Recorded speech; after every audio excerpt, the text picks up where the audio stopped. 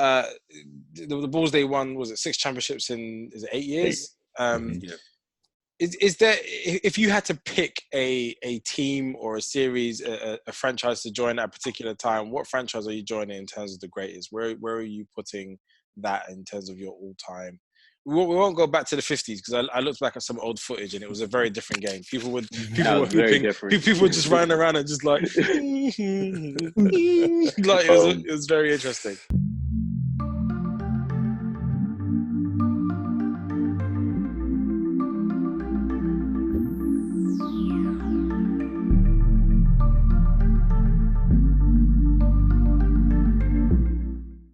This is the Dope Black Dad podcast. My name is Marvin Harrison.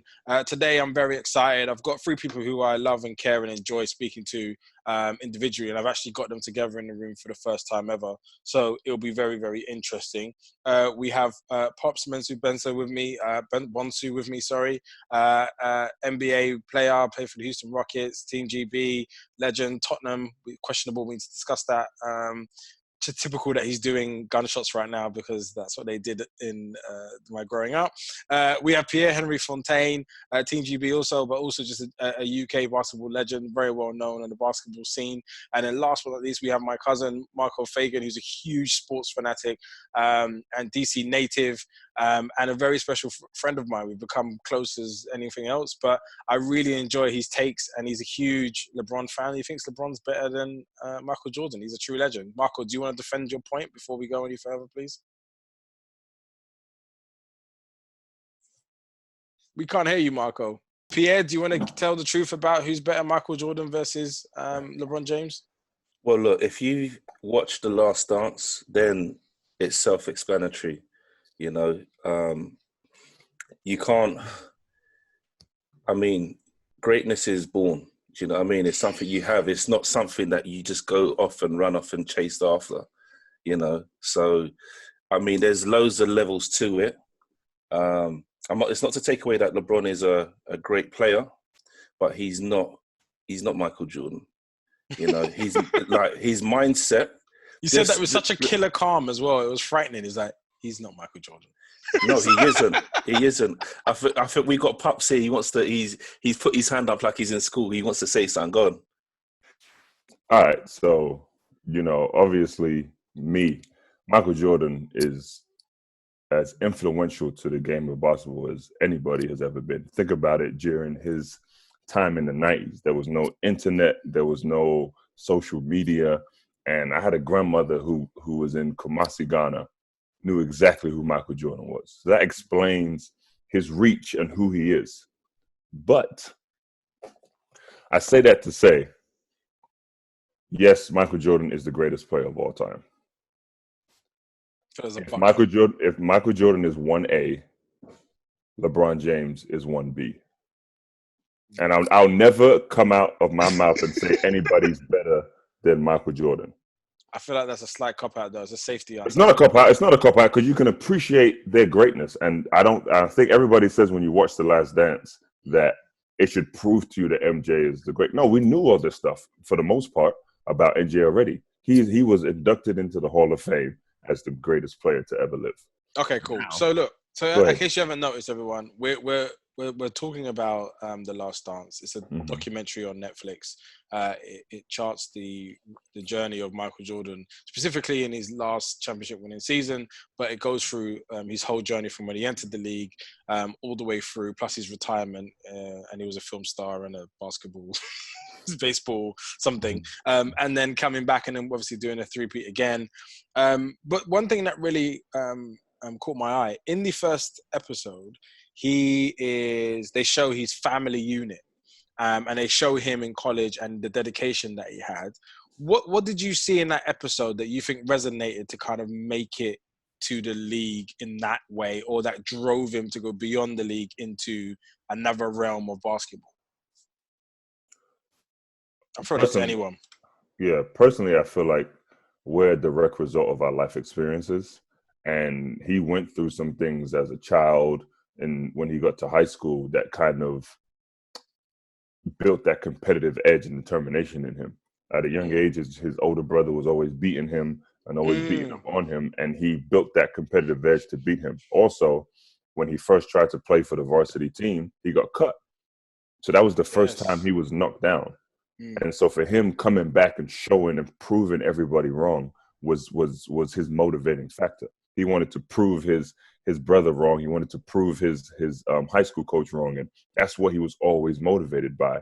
And it got to a point where he didn't need any outside factors because he would find something else to motivate him and drive him as a player. Yeah. Pierre, what do you remember from that? So I think the biggest point for me, I mean, I agree with everything that Pops has said.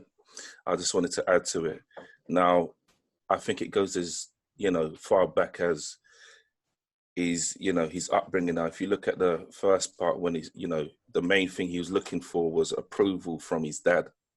Yeah, that was his biggest role model. Now, for all of us as men, your foundation is your parents, So, who you become, all those shaping factors in terms of how you've been raised is from your parents. So whatever you're lacking is what you go after. So he was really going after the approval of his father, and his brother was the person that was that guy that, was in the way and that was really super competitive and that they would fight and all that type of stuff. And he was the one that was naturally maybe talented, whereas Michael really had to work hard for his approval. His dad's approval, because his dad said something about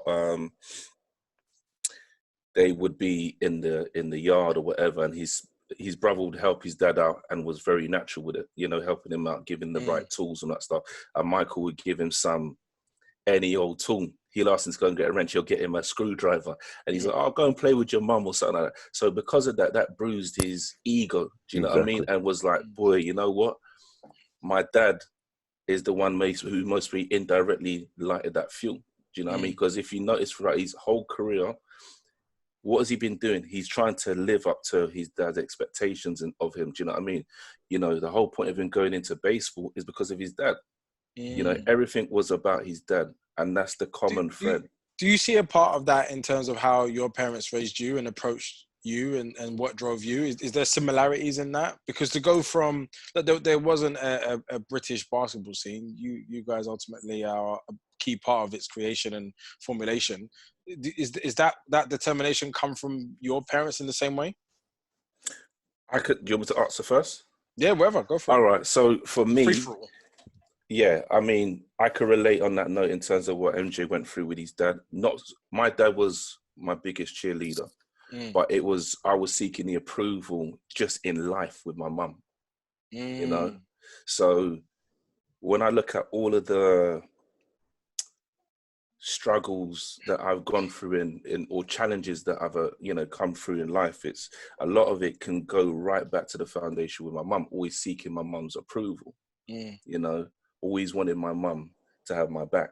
So that was a big driving force for me. Do you know what I mean? To want to prove to her, prove to my family, that I am something and I'm great. Do you know what I mean? That I'm good at something, and it so happened to be, basketball was that path. Yeah. Pops, what drove you? Man, that's a great question. For me, coming up with African parents, I was running track and playing football growing up and, started basketball relatively late. And my mom and dad did not care. They did not care. Trust me. Like, the first time my mom and dad had ever seen me play basketball, I was a year away from going to the NBA. And which is crazy. So I was chasing that approval in a different way. I was always trying to prove to them that what I'm doing over here is valid and that you guys got to come see what I'm doing. They just knew I was over there. I was getting my education, but there was something else that was motivating and pushing me. And so the person I would say that whose approval I was seeking was my coach, was Joe. And when I learned how to play basketball in Hackney. And you're welcome. I already told you Hackney's my second home. I already said that. There's a subplot, okay? There is. Pops grew up in Tottenham, and he would travel to Hackney for Safe Haven to get better at basketball. And I just want to let him know that he's welcome for thanking us in all of his autobiographies and subsequent interviews for allowing him safe passage from his territory into ours. So it's just I thank one person. The rest of them, man, is you know what you guys can do. But but what's it called? For me, he was a father-like figure, even to someone like myself who had both my parents. And he had this innate ability and this emotional intelligence about him that wanted us to seek his approval.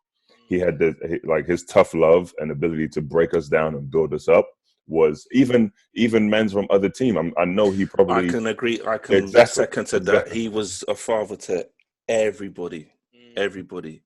He just wanted to see people succeed in the game and through the sport. And for me, he passes away in 2002 before I have reached a level where I really wanted him to benefit from the fruits of his labor. And he wasn't able to see that. So that one thing right there just always kept me going. And it always motivated me to want to be great because of what he did. Yeah. So one second, Marv. So wouldn't you not say, so the year before, so in 2001, when you lot won it, like at Midnight Madness, would you not say he saw you blossoming? Because you, at that point, that was almost like your coming out party, not 2002. Do you know what I mean? You know what it was? But there was still a shadow.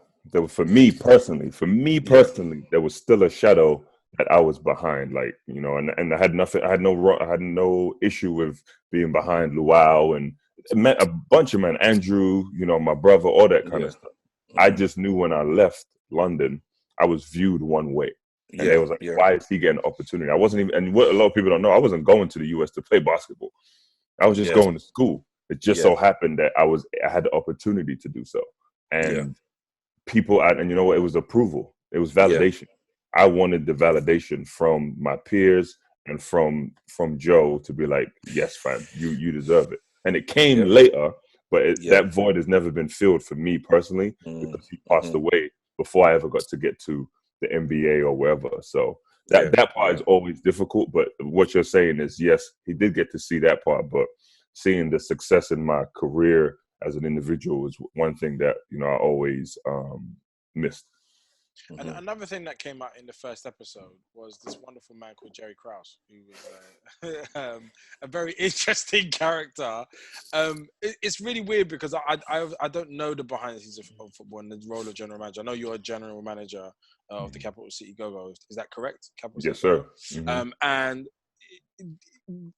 was he unique in how he did it? Because there were some good things he did, but the kind of meddling and the undertone of just how he managed things was really fictitious and ultimately broke up an amazing team. How would you compare how he does things to how you do things in your capacity?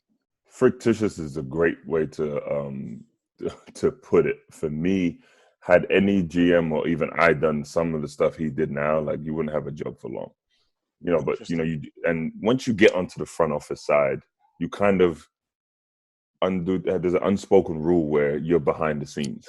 One of the best GMs and presidents in the game, I guarantee you, the world of basketball, half the world of basketball don't even know what he looks like. I worked for the San Antonio Spurs before, and his name's R.C. Buford. He's been heralded in the basketball circles as Alex Ferguson, maybe better. You know what I'm saying? For what he's been able to accomplish. But you probably wouldn't even know what he looks like, let alone his name. And once you get on this side, it's not about us anymore. Yes, you put the team together, you get compensated, you get paid, you get, you know, you're the leader of the team, but the players are at the forefront and they're the figurehead. And sometimes some people don't really can't accept that. And I think in that situation, that's what it was, because MJ, Phil Jackson were all getting the credit, rightly so, but at the same time, Jerry Krause felt like he deserved a lot of it too. And he did. But you don't. At the same time, we don't get that credit. We don't openly get it. Like, we're supposed to be behind the scenes. We're a suit.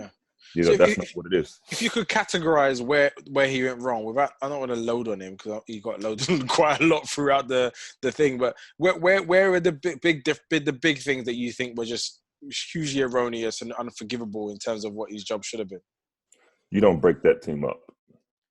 I know he's thinking ahead, but think about the period after Phil Jackson leaves, Michael Jordan leaves, and everybody he breaks the whole team up. They were dubbed the worst team in the NBA for a number of years. Not until pretty much Luau and Derrick Rose get to Chicago, and that's like what 7-8 years later. maybe a little sooner than that. But it was a number of years where they struggled, and because he broke that up, and you've got the greatest player of all time, arguably the greatest coach of all time. You try your utmost to keep that together. And prior to the season, imagine if the Manchester United board come together and say Alex Ferguson is not coaching this team next year. I don't care what they do. They can do the treble. They could win the cup. They could win the league. They can win the Champions League. He's not coming back. Imagine that, people's psyche. And the Bulls actually pretty much did that. Yeah. Even if he wins every single game, wins the title, Phil Jackson's not coming back. And if the greatest player of all time comes to you and says, I'm not coming back if he's not here, you're like, I don't care. That's an ego thing. Marco, what are your thoughts? Can we hear you? I don't know why we can't hear you. We definitely could hear you before, and I feel like something's happened. I think that's a part of the arrogance where it's like someone that great will also push themselves to be almost that fallible. So it's like you feel like I made this team, I brought in Rodman, and I knew how to build this team together.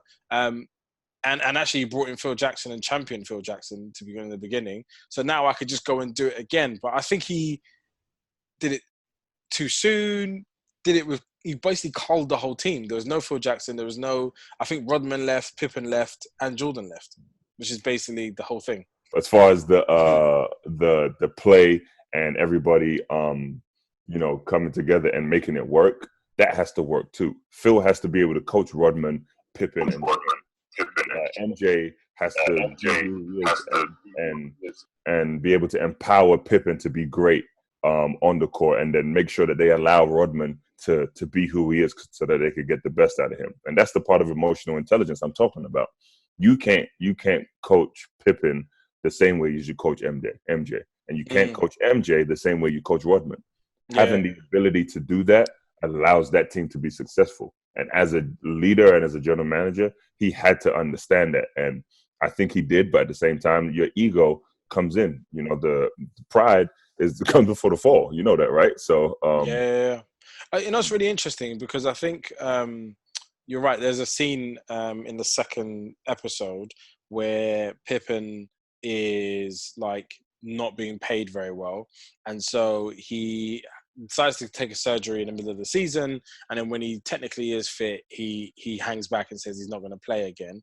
Have you ever heard of anything like that before? Is that like an undertone? I suppose inside the locker room, all sorts of things happen, including the front and the back of the offices and how they all interact. But have you ever heard of that before? That feels like a major violation in terms of sport. Yeah, I've heard it before. But I mean, not as egregious in regards to a 7-year, $18 million contract. But if you think about it, look at all the variables and everything that's going on. Pippen comes from a large family. He had 2 people in his family that were disabled. He had, 8 or 9 other siblings that he was thinking about and having to take care of. They offer him the most money he's ever seen. It's the early 90s, and he thinks he's going to be able to take care of his family for the foreseeable future with that kind of money. Now, initially, he felt like he was being compensated his worth. They win 2 or 3 championships. Then when MJ leaves, he's heralded as one of the best players in the NBA, still under that contract. But he signs that contract, and you sign it and you have to honor it. Although people told him not to do it, he still has to honor it. Yeah. But if I'm a general manager, seeing how Pippen, his trajectory and what he turns into, I tear that contract up and pay him. I pay him what he's worth and make sure you do whatever it takes to keep MJ happy, keep Pippen happy, keep Rodman happy, keep Phil happy. Just don't mess up that situation. And I always used to say the same thing with Kobe and Shaq. You don't break that team up.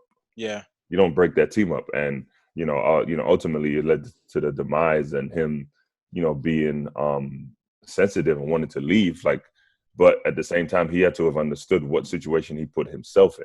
But that seems to happen. Why is there no 8-year, 10-year dynasty teams? You look at Golden State Warriors and Kevin Durant decides to leave. You look at Heat when they had Bosh and Dwayne Wade and LeBron, and then that gets broken up. Why are you not able to keep even the Cavs team of like Kyrie Irving, like those two? Why can we not keep teams together for 8-10 years to dominate? What do you think, P? Well, I think it comes down to this. I think if you heard what Jerry Krause was saying in terms of he's looking at, the plays that he's got, he's looking at, how long how much fuel they got in the tank. And what I would say is other programs have done what Jerry Krause should have done, which is you play until the wheels fall off, right? Mm. So until they stop winning, then that's when if they stop winning, then that's when you change the format or the situation. I think it was, when LeBron was at Miami, it was the same thing. They lost to the Spurs, and that's it. That dynasty was that team was finished. Same thing with the Golden State Warriors. I think it's just the only team that wasn't able to maintain that was the Bulls. So to that though, to piggyback off of what he said, it is definitely true. And I think only one real team and one real organization has been able to do what Jerry Krause tried to do, but do it in a more masterful and way, in a way where everybody was happy. San Antonio Spurs have won 2 or 3 championships at that time.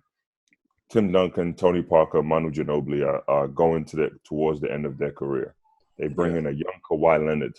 They bring him in, and he is able to blossom. It gives him the opportunity, and it's back to Alex Ferguson.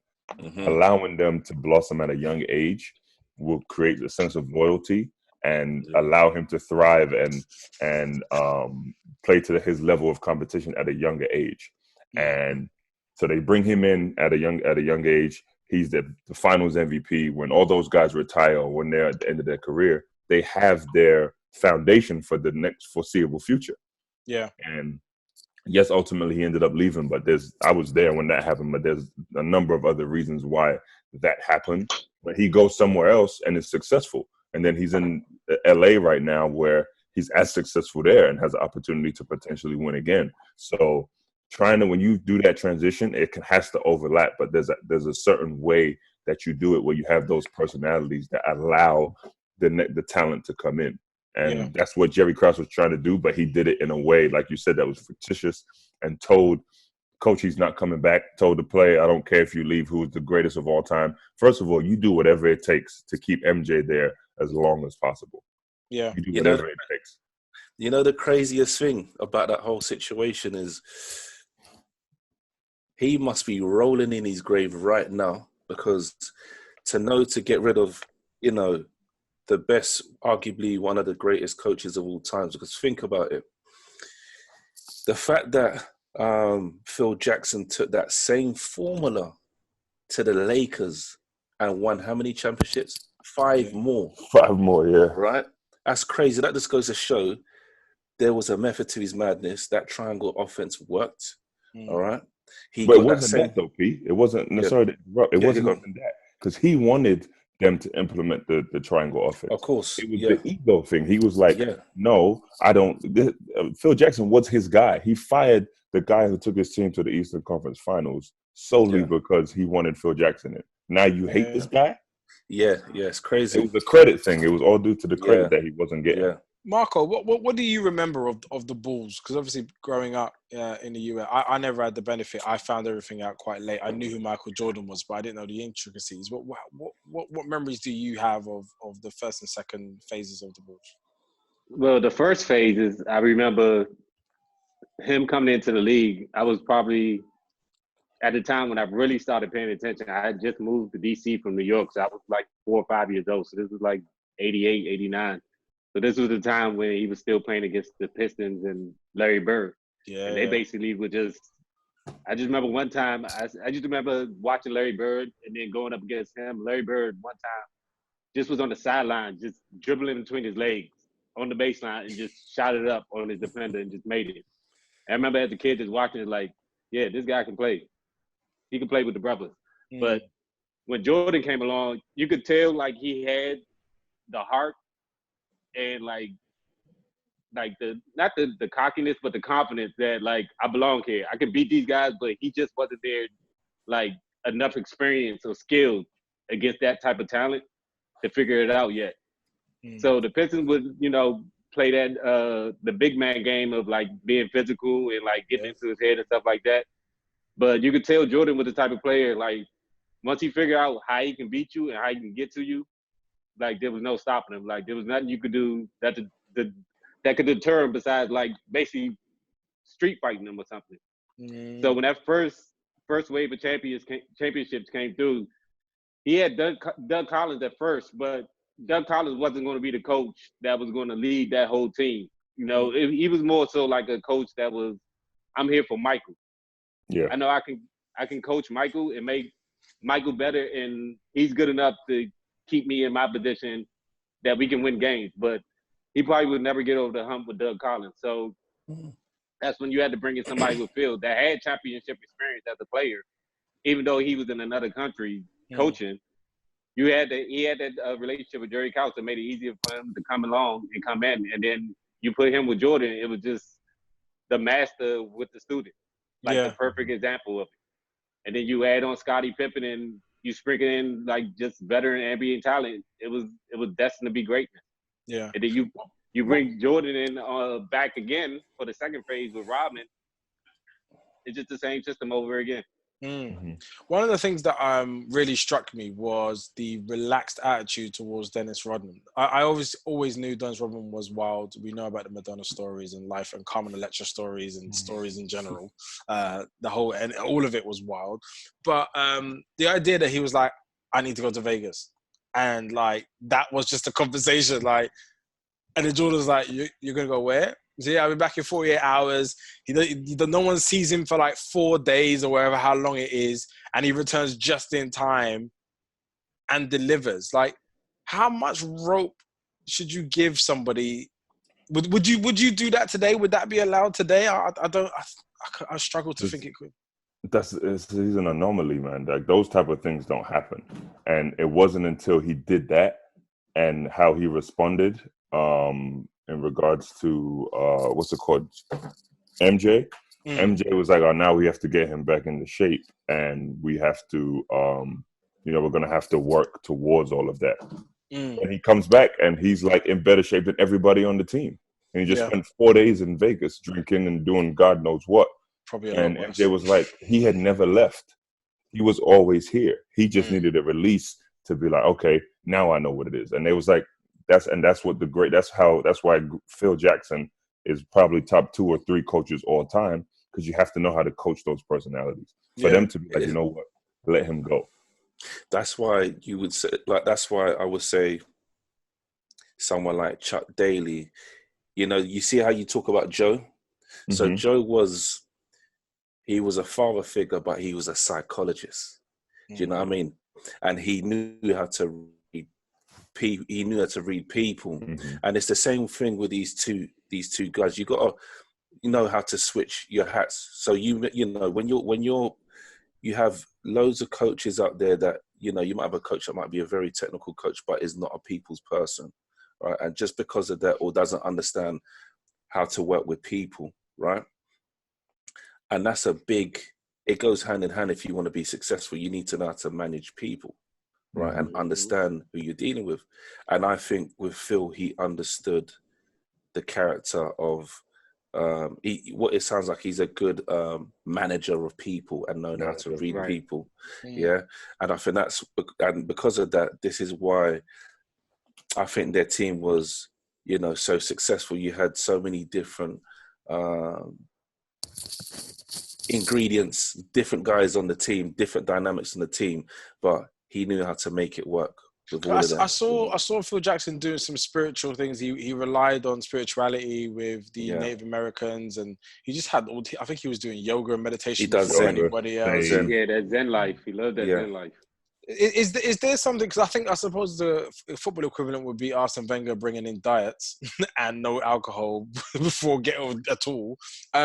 Is there an innovation that's to come in terms of like making the leap forward? What are you seeing now in terms of new trends to kind of get that extra mile out of people, or is it all out there and this is the optimum version of basketball? No, it just depends. Different. I can, if you look at the last 10, 15 NBA champions, they've all been different in certain ways. Like Greg Popovich doesn't do any of that, but he understands, like Pierre was saying, how to be a manager of people. Mm-hmm. And I feel like he's not a coach; he is a leader. Like if Greg Popovich was a garbage man or a trash man, a rubbish man, I would still run through a brick wall for him because he would know how to inspire and empower us. And I played for him for like a month, and to this day, he's still one of the greatest coaches I've ever played with, and I didn't even play for him that long. But just seeing how he interacted with people and how he treated people in the same way but different is insane. And like I said, he didn't have to do all of that, the Zen stuff and everything. That was Phil's. That's what Phil did, and that's what he leaned on. That's what allowed him to be great. But Greg Popovich was different in that regard. So is Red Auerbach. So is Steve Kerr. There's so many great coaches that do different things. It's just what works. You have to understand what's going to work for that team. Like that didn't work for the Knicks with Phil Jackson. It didn't work for the Knicks because they didn't have the same personality and the same, makeup as those other teams. It worked in LA and it worked in Chicago, but everywhere else it's not really going to work. But would you not say though his role and the hat he was wearing was a different hat? He was a GM when he was at New York, whereas he wasn't coaching. So I think it's a different. Right, he thought he could do that as a GM, but it doesn't work like that. No, it doesn't work like that as a GM. You're as a coach. I'm seeing because as a coach, like me as a GM, I'm taking a back seat. I interact with the players, but not to the extent that a coach does. Now, if I break you down and if I say something to you and mess with your head for the day, tomorrow I could come back and build you back up. So you're like, oh, okay. But if you try that as a GM, and then we go on the road for 8 days, we're like, well, what the hell was that? Yeah, you know what I'm saying? He had the ability to connect and to be around these players and interact with them as often as possible. As a GM, you're further away. Your contact with the player. So he tried the same methods he did as a coach as he did as an executive, and it did not work, and it failed miserably, actually. Yeah. There was a crazy scene, there was a point where I think everything was going particularly well, and then the book came out about Jordan, and it highlighted some things about his bullying and his gambling. Like, it made me really think about: is there really has anybody survived the scrutiny that goes along with like the how people look at your career and they want you to be pitch perfect all the time? Marco, can you name anyone in any field that's managed to maintain their integrity to the end without the scrutiny of women, drugs? I was going to say children, but that needs scrutiny, so let's not say that. But like, wherever has anyone survived without Bill something? Russell, AC Green. Tell me, I don't know. Tell me about BC. No, but yes, AC Green. Yeah, but that's about it. Bill Russell. But this is Bill Jordan, Russell? by the way. But I don't know nothing about Bill Russell. Tell me about Bill Russell. How is he survived? He's like. Oh, is he the original? He's OG. like he's an OG, like in the like 50s, 60s. He's the one that was, responsible for the Boston Celtics to win 11 championships straight, and so I would say he had a clean slate. He was an activist as well. I think that might be the only, red mark against his name. I would have said career. I think because anything to do with race, issues, you're going to be looked to, it's going to be, especially in America, there's a bit of tension there. Do you know what I mean? So there's one thing with sports and politics, it doesn't quite mix. No, because your fans are from everywhere. Now, I would combat that with, now I won't say fully, because the reason why, and the name I'm going to say is going to raise a lot of eyebrows. Marco's going to like this one. Yeah, I hope so. Think about it. From the day this guy was 14 years old, he has been heralded, and Marvin, I'm talking about LeBron James. Yeah. From the day he was 14 years old. That's what I'm saying. From the day he was 14 years old, he has been put on a pedestal and had all this media hype and all this attention and scrutiny. He's probably been the most scrutinized athlete to have ever played a game.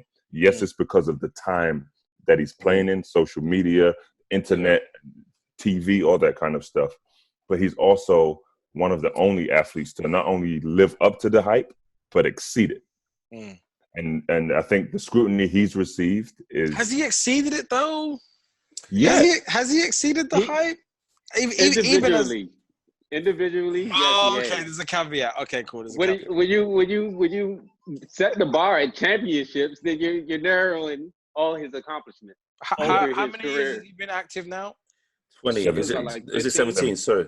You're right. It's not 20 years. And how many championships does he have? 3. Is that a good ratio for the greatest basketball player? No. Like I said, I didn't say he was. No. He said. I'm channeling my energy. No, do you know what it is? Hold on. I know where you're going, Marv. But you know what it is? No, what he's saying is in terms of, you asked about like reputation in terms of perfection on and off the court. So we're a good ambassador for the sport, right? And yes, I think LeBron has been the best example, like the most unscathed record out of everybody that's, being at the pinnacle of their sport. If you look at MJ, yes, he got scrutinized because of the whole gambling thing and how he is with his teammates, right? And some adultery stuff we won't go into. Well, it's another conversation. Okay. But and then it's the same. It's like everybody else, But the only thing is, I would say, what's maybe tarnished his legacy is the fact that he left Cleveland the first time. I think that's the only smudge mark on his name. Think about it, because look how his city felt about him just leaving them like that, to go to Miami to learn how to win, to then come back to Cleveland to then do it like win and then lose and then leave. Do you know what I mean? So So I hear what you're saying, and for initially I hated the fact that he went to Miami. I didn't like it. I thought it was going to be a blemish on his career. I thought it was going to be difficult on his career individually. And what he said when he was doing that, it was like, I just can't do it by myself anymore. I can't do it by myself. And looking at what didn't he have an all-star team ready and waiting though? Not in Cleveland, not the first time. Now, if you look at the first time he went in Miami, he did. Now I'm talking about in Cleveland. Mind you, they had been the best team in the NBA record-wise for the last 2 years at least. When he was 21, 22 years old, he took a team, and I know Pierre knows the game, but I would bet he wouldn't be able to name the starting 5 of that team he took to the NBA Finals against the San Antonio Spurs the first time he was with Cleveland. The starting 5. What's his name? Don't worry, I'll wait. The podcast is only an hour long, bro. We can't sit there waiting for these I'm saying, bro. It was a terrible Is it Bobby Gibbs? That's what I'm saying. Daniel Gibbs, is it what's the guy's name? He came off the bench. There's too many arms. Was he on the bench? Okay. I'll have to think. I'll come back to us, Pierre. That's my point. I bet you can name the Golden State Warriors starting 5, though. Even I can name those. That's the new NBA, though. Yeah, but hold on. With Golden State, you see, everybody jumps on Golden State. Remember, they never had, first and foremost, it comes down to Mark Jackson, who helped to build that whole team up. None of those guys that came on, like, let's think about it. That team, right, of players were basically all great role model players. Role players, right? None of them were like top tier draft players, right? The only one was Barnes, right? No, Steph was top 10. Yeah, but but think about where he was at. He's at Davidson. That was like a mid-major D1 school. Well, we're talking about once they got to the NBA, they were still a premier team, and Jackson had built that. The premier doesn't mean they're the best. Jackson had built that team on what Steve built that team did. Yeah, it's like what Phil Jackson did. He was able to mold what was already built and make them great. Yeah. And so that's what he So- did. Go ahead. But they won't. But this is the thing, everybody talks about Golden State like they've got some like top tier NBA No. players. I'm very critical of that team. Trust me. Right. but you see, but with that team, let's face it, if they all went to other teams, bar Steph Curry, right, and like we never knew who Klay Thompson was. Do you know what I mean? When he came in the league, right? So they were a bunch of maybe average players, bar Steph, to come on that team, and they created something great. And with Mark Jackson, and obviously with Steve Kerr having the best teachers of, be it from Phil Jackson and Greg Popovich, he was able to then take it a step further, because they were all they were the youngest team in the league, right? No, they weren't the youngest. They were young, but they definitely weren't the youngest. And the reason why I used Golden State, all I'm saying is it just speaks to the scrutiny that LeBron gets. Now let's just compare it. Now everybody, let's get to what you really wanted to get to. How many championships? Sorry, I'm just 3 out of 9. 3. He's been there 9 times. Which is warranted. Been there 9 Those times. He's scrutinies won are 3. warranted. Been in the league for I don't. 17 No, Marco. I don't know if that's true. All the way true. What was that, Marco? Sorry, I didn't hear Not that all the part. way to it's those little discrepancies that separate those people that when they say like strive for greatness, like they're not just talking the talk, they walk the talk. You see, Jordan would never go to 9 championships and lose. Like he wouldn't lose. It's true. He wouldn't lose to an Eastern Conference Finals to Dwight Howard and Jameer Nelson. Like that wouldn't. That doesn't mean they're bad. What I'm saying, but look at the team LeBron had. Again, we can look at the team. Yeah, for Jordan me, would have fired everybody, including the people that like ushering the cars in the parking lot. Like everybody would have gone if he had to play with a team like that. Same thing with Kobe. That team might have been as bad as Kobe. Yes, I agree. Speedy Claxton, Kwame Brown. Yes. Yeah. So, but for me, been that as bad. But it was just the East that he was able to pull and beat those type of teams that didn't have. Well, I mean, he did it. He's done it. He did it last year with the Lakers. Not this season. The season before when he got hurt. Yeah. Let's not forget he took a bunch of teenagers and had them as the 4th seed in the Western Conference when they were saying, "Oh, they're not going to be that good. It's going to be the Western Conference." He's dominated the Western Conference since he's been there. Let's just leave that there. So he's a dominant individual, but he's not the greatest because he hasn't won enough championships. And it's hard to say who is the greatest. No. MJ is the GOAT. But the person that's tugging on his coattail is that guy in LA right now. All right, hold on, wait. So so how has he bypassed Kobe? Because how hasn't he? What I would say is this, right? It's an interesting point. I think he might whenever was LeBron better than Kobe before he ruptured his Achilles? When was that battle passed on? His numbers? Are we talking about? No, but we can't talk about, hold on 1 second, Pops. I'm talking about if you get the ball one-on-one, right? And you got Kobe on one side, LeBron on one side, both in their prime. And you're asking me who I think is going to win the game one-on-one in a game to 11. I'm going to take LeBron every time. Here's what I say, though. I hate what you're saying. It's a team game. What I'm trying to say is when it comes to basketball, what does Kobe do better than LeBron other than score the ball? Win. Push people. He makes people better, though. Win with who? He had the greatest big man of all time on his team for 2 of those. 3 of those. How many did he win? 5? 6? 5. He won 5. He won 5. Yeah, but you have to say the first 3 would have been credit because of Kobe. On who he had on his team. I would say he still won 2 more, which LeBron hasn't done yet. This is true. LeBron doesn't have 5. As if we're just talking about individual players, if you're just going to say rings, then Kareem Abdul-Jabbar, Bill Russell, all these other guys are better than Michael Jordan. If we're just going to just hang it solely on rings, then yes, those guys have more. All right, we're talking about who's the best player we've ever seen, and then you could say there's a toss-up.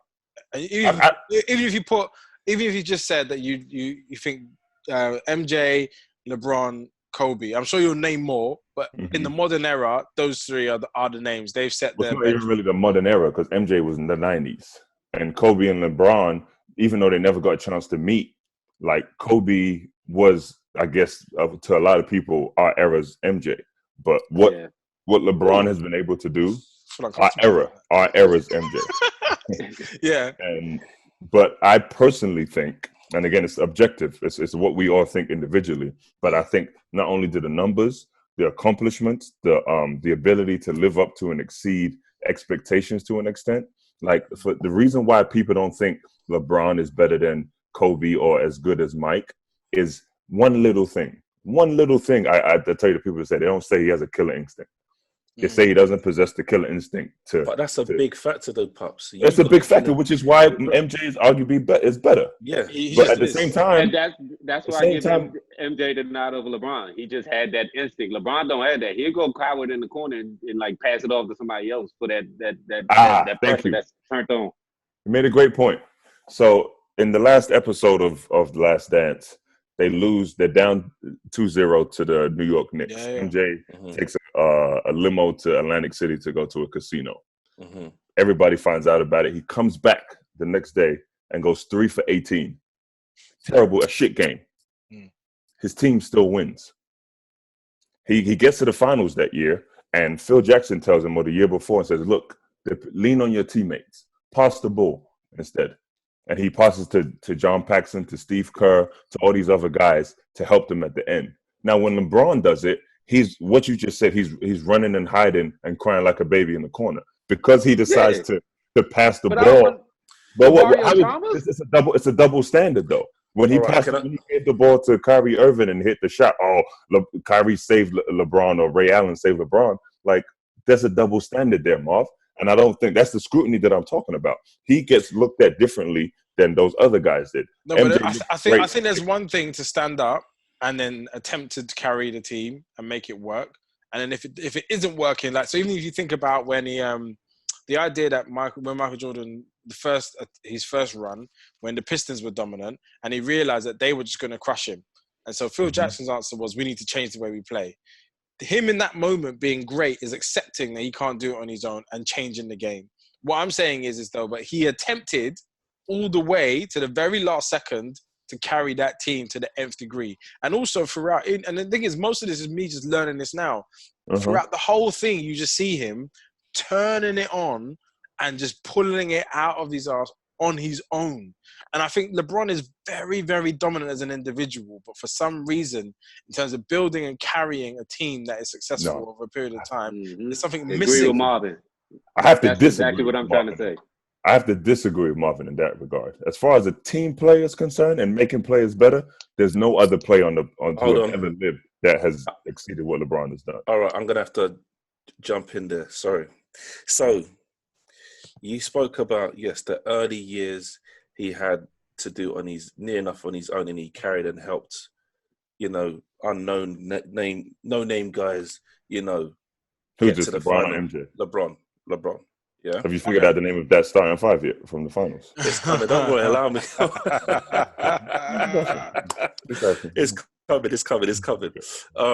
But I would say, and I'll argue this point, right? So what happened with the last Cleveland team that he was with, where he, all these free agents, D Rose, what's the guy's name from Kevin Boston? Love? No, not Kevin. Rondo? Kyrie Lee?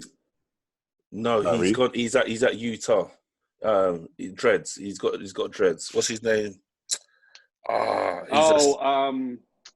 You'll say it. He's at Utah now. He's at Utah. Oh, Crowder, Jay Crowder. Yeah, Jay Crowder. All right. So all of those guys that came in, right? Even who's at the Bucks right now as backup guard? Oh, he's a guard. George Hill. Right. So all of these guys, all of these like good role players, or main star players, have played with LeBron, right? Made in a way that system that that they were in with him, it didn't work. Their game went down. Soon as they left him, their gains went back up. Back up where?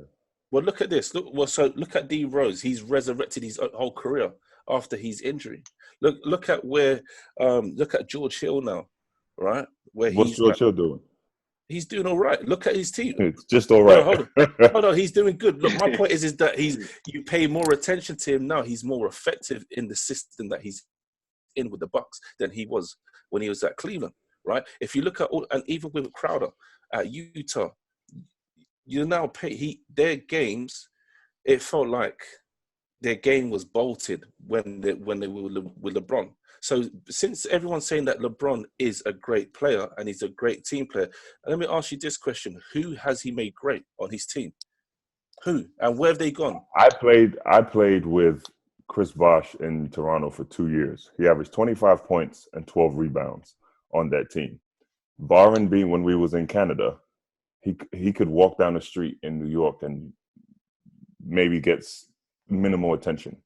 He goes to Miami and averages 18 points and 7 rebounds and is a flat out superstar because of how LeBron was able to use him in that regard. Now, I'm not taking anything away from Chris in what I'm saying. He was a franchise player, Bosh, when he first came. Right, but that's what I'm saying. It wasn't working there. And he was averaging, and he was barely getting out of the first round or even making the playoffs.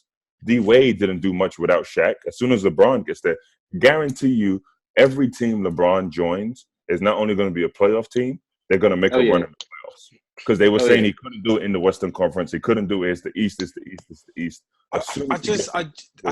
I hear you. I feel like there's just it's really difficult to hear someone talk about Michael Jordan or a comparison between the two people. And I've watched LeBron play, and I've seen him. He looked like an adult playing with children. He was just doing things and playing at his own leisure, extremely dominant. But the point is that watching the dedication that Michael went through and got to, and the things he did, like the things he did to his teammates, how he run the whole show, you've got to just accept he is clean number one, and we just need to put LeBron at number two. And if you want to argue Kobe, then you can. But I think you're arguing on different metrics than anything else. You're saying you like Kobe's ability to win more than dominant player, amazing attributes, like great scorer, can do everything.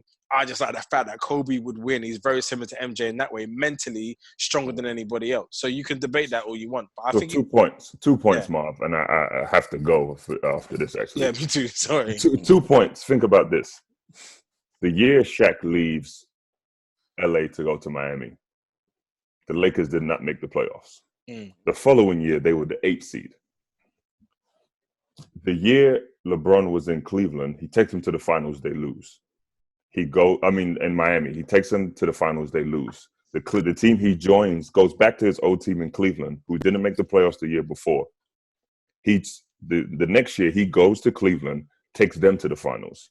Yeah, but who was there though? Who was there though, Pops? Who was where? All right. So when he left Miami, who did he come and meet at Miami? Yeah, but who did he come meet in Cleveland? Is what you're saying? Yeah, in Cleveland. So yeah, he had Kyrie Irving and Kevin Love. All right. All of them were hurt.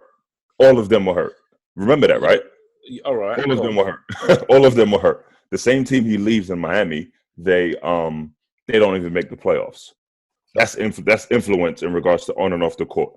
Now, what you're saying into seeing The Last Dance, I guarantee you, if you watch a documentary about the 2016 season of the Cleveland Cavaliers and what they did after coming down back from 3-1, you would have the exact same sentiment. And again, I'm not saying LeBron is better than Michael Jordan. All I'm saying is he's overly scrutinized and criticized, which I think for the most part can be unfair. If you were to watch a documentary on what he did that year in 2016, that was the greatest finals performance we've ever seen. Anybody that says differently, I would argue them to the death. In 2016. When he came back from 3-1 and beat a 73-9 team to win the championship. What? So with Kyrie? With Kyrie. Right. So what I would say is that I don't feel that Kyrie got his props, because at the end of the day, there was nothing. If Kyrie didn't hit that three, wait. Pops, that 1-3. One shot. No, but it wasn't just one shot, because this is the thing. Look, in our memory banks, all we think of is just the block, right? No. I think about the 4 games in a row he had 40 points and averaged a triple-double. And who helped him? Kyrie had one 40-point game. And MJ had no, Pippen, he didn't so have I think that's fair. He had one. He had in game they were down 3-1. In game 5, they both have 40. Yeah. 6 and 7, LeBron continues to have 40. Kyrie has 25, 26 or whatever, but LeBron continued and elevated. He had 45 points, 18 rebounds, 11 assists, 43 points, 17 rebounds, 12 assists. Those were his numbers for the rest of the series.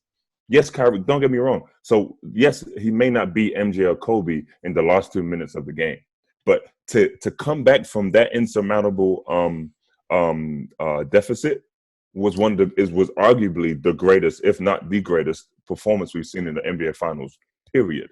All right, let me just do a quick fire round because we all need to go. Okay, so looking at reflecting on the Pistons and how they dominated the Bulls, how do you look at how much the game has changed where that would never ever happen again? Do you reckon it's for the better or for the worse? Oh, for the better. That was like WWF. In fact, that was like basketball merged with NFL. There was like some career-ending stuff. Now, I would want to know if you see how would guys like a LeBron or these new age guys survive in an era like this? Them not go off for what do they call it? When they take time off. Load management. Load management. Please. I love how Bob said it, but he said resemblance like he's got an email right now. No, I'm with Pete. I'm with Pete on that one. Right? I'm with them guys so what I'm saying is the league now is so much softer. Do you know what I mean? It's a different league. Yeah, different game. So when people are talking about metrics, go on. So next one, the Olympics the first Olympics where professionals were allowed to play the Dream Team. There was this amazing game where they were doing in practice where it was like Bird and Magic versus Pippen and Jordan. Like, can you ever speak to just wanting to be there, or just like what that would be equivalent today for anyone that doesn't know how amazing that would have been? Is there anything in the 2020 season that would remotely resemble that quality? There's nothing I could ever think that would. Who'd you say, Marco? Oh, let Pop finish. I go after him. No, I don't think there's anything that would live up to the magnitude and the level of greatness in that one game. You have, the best point guard to ever play the game, arguably the best power forward to ever play the game. One of the, you've got the best two guard in Michael Jordan. You have all these players all on the court at one time going at it. And then Michael Jordan's able to come out on top. So I don't think we'll ever see that level again unless some way, shape, or form. It didn't happen in 2008, didn't happen in 2012 with those guys because they had other guys to make that team. So I don't know if we see it like that again, but I would have loved to have been a fly on the wall. Mm-hmm. Yeah, I agree with Pops. Like, that's one of those teams that you had nothing but Hall of Famers. Nothing but. That was just all Hall of Famers going at each other. In today's time, you're probably not going to see that at all. The closest thing you're going to get is going down to the Ruckers in the summer or the Drew League in the summer. Yeah. Cool. All right, very quickly. So very, very, very quickly. The Bulls, they won, was it 6 championships in 8 years?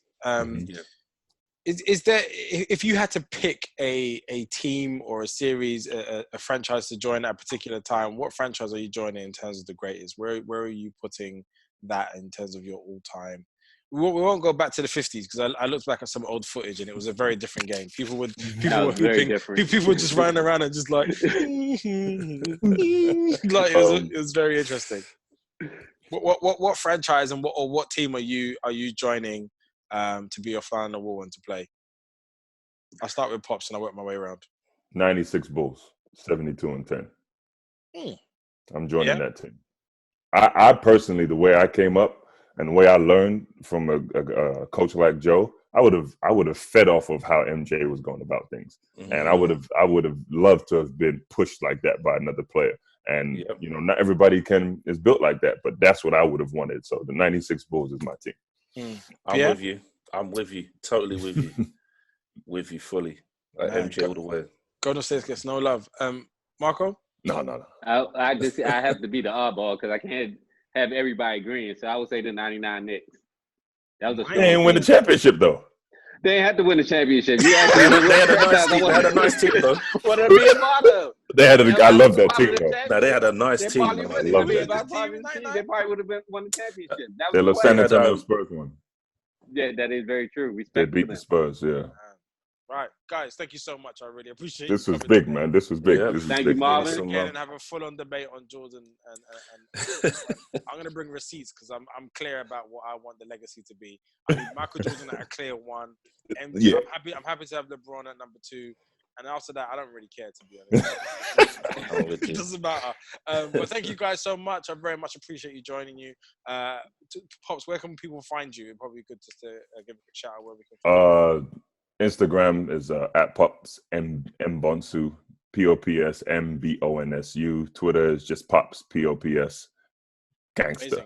And you do some crazy stuff on Instagram with you and the Wild Deng, which is amazing. So thank you for giving us that insight, man. I've joined and I've been like... I've seen you jump in a couple of times. And it's just, during this time, and just like to what you're doing right now, is you have to pivot and try to figure out the best way to thrive and help people. And we just thought, speaking to our paths and our journeys would, give, even if it gives one person some insight and some help to being great, then we would have accomplished something. But, we definitely wasn't going to imagine that it would have gone to this extent. Might even start our own podcast from there. So we're coming for you, Marv. Trust that, bro.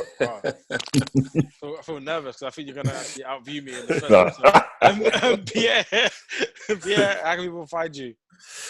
Oh gosh, are you allowed to be found? I don't want to get you in trouble or something. I'm allowed to be found. I'm a bit of a social media ghost, but I'm about. So I'm under.